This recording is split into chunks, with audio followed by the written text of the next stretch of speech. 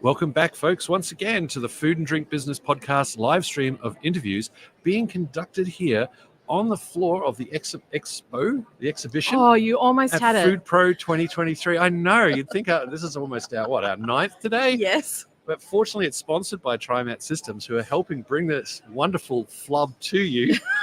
But it was about time. Out of 9, it's my turn to do such a flub.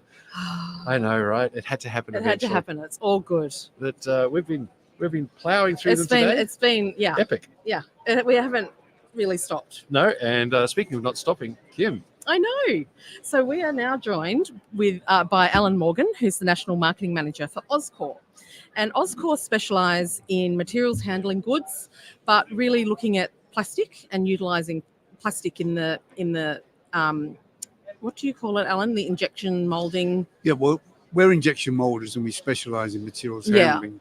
In other words, more precisely, we make predominantly plastic pallets. Now, the food industry, who are very hygiene conscious, in many areas in the business cannot use anything can't use wood, for example, because wood is very porous and absorbs and retains harmful bacteria and things like that. So we manufacture the plastic pallets, and we're very fortunate enough to be able to supplying many of Australia's iconic companies in the retail industry. And you guys really came into your own, didn't you, particularly during COVID and even after, and probably still now, in terms of there was such a shortage of the wooden pallets for a long time. Absolutely right. I mean, the supply chain was disrupted very, very seriously. Yeah. There was, without exaggerating, a crisis in supply chain, which hasn't fully resolved itself yet. It's still going on. Yeah. And a lot of companies were struggling to get the normal supply of pallets. And what happened, of course, is many companies were saying to us, if I don't get pallets now, I'm going to have to stop production. I mean, this is how bad it was. And so we were fortunate enough to be in a position to, how can I put it, fill that gap that was sort of occurring. The other thing we did was make some very strategic decisions and start deciding to invest in new pallets to compete with wooden pallets and make them in Australia. And that because at the same time as this supply chain difficulty, international shipping costs were skyrocketing. And, so it got to the stage of anything that was imported in Australia, you had to, it was outrageous. Indeed. And so we made some very, very strategic decisions, and we're launching one of our new pallets here today. It's the LWR 1165. It's an Australian pallet, and the challenge we had to do was to make it as economically as competitive with wood as possible, and also make it in Australia and comply with the specifications. For example, without getting too heavy on this, I just want to say that it's designed to take 1 ton in selective beam racking. It's an Australian footprint, and it's of a very economical price. And we're getting a lot of interest. It's on our stand now, and we've been doing a lot of presentations on it. Well, I was just about to say, what are you showcasing at the show? And here we go. So what was it called? The LWR? Yeah, lightweight reusable. Right, 65. 1165. 1165 is the size of a standard Australian pallet. So 1165 by 1165. Right. And the beauty of it is it's only 9.5 kilos. The average person can pick it up, walk around with it without needing a forklift as well. So that's one of the things. Yeah. So it's a niche area where people say, I only want to put a ton on. I don't need to get a pallet that takes 2 ton. Yeah. And I don't need to rent them because they're not leaving my premises. So light to medium applications. Right. Okay. Yeah. It was a major decision that the directors made to invest in the tooling for that, because the average tool for something like a pallet is about $500,000 to $600,000. What?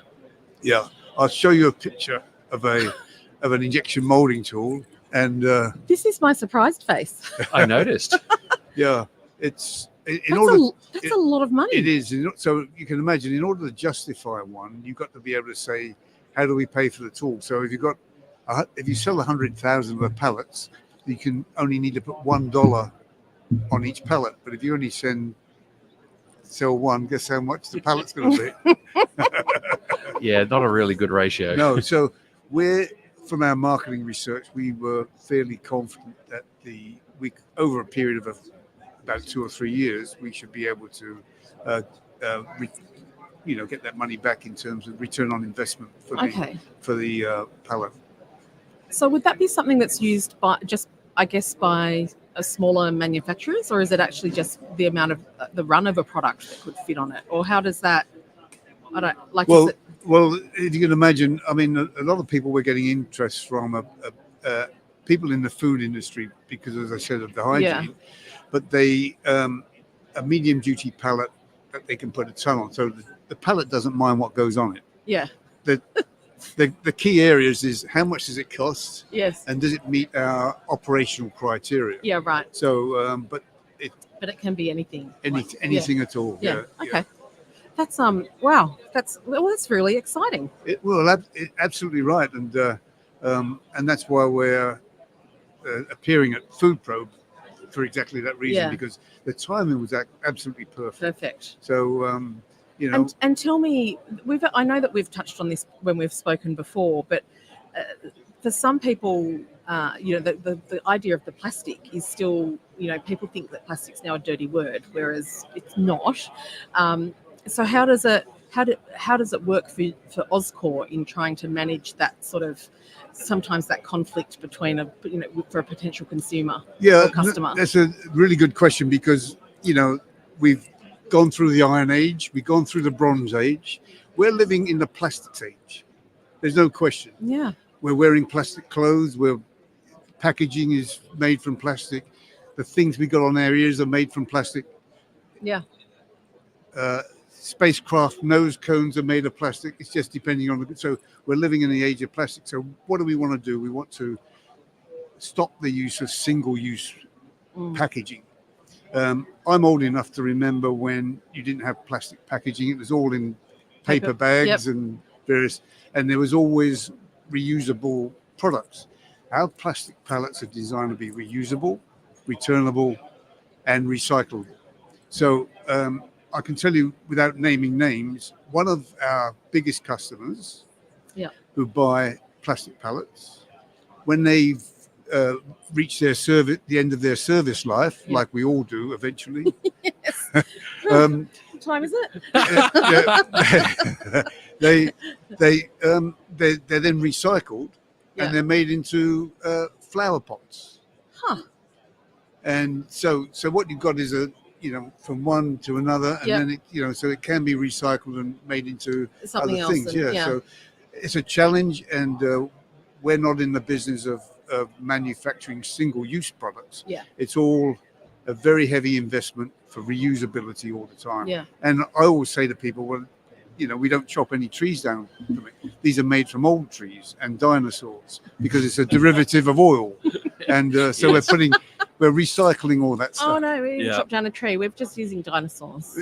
Old dinosaurs. Yes, old dinosaurs. So it's, but it is a derivative of oil, of course. And well, that's look, it's so great to catch up. Oh, it's a pleasure. I hadn't seen you since our live event last year, where I could only say about a very brief hello. We were running around like an absolute, I don't know. Heads with their chickens cut off. Yeah. Yes. And it's really exciting that you're launching a new product. So I hope the rest of the show goes really well.